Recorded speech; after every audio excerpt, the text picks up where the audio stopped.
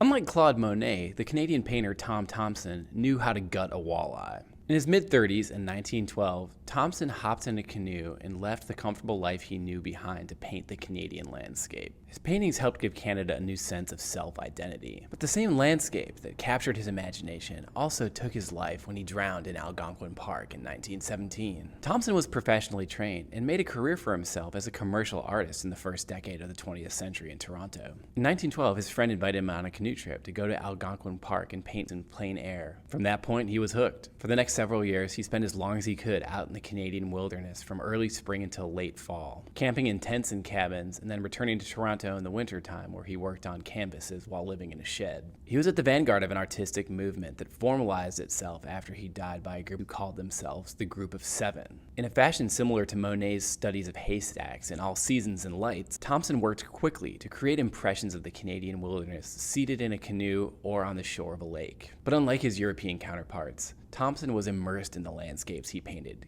camping for weeks and months at a time. But for all of his skills as an outdoorsman, Tom Thomson died in July of 1917, most likely in what was an accident while out canoeing. To this day, suspicions persist that there may have been foul play or that he took his own life. He left behind a legacy of incredibly beautiful work and the example of an artist willing to devote his entire life to his passion for his craft.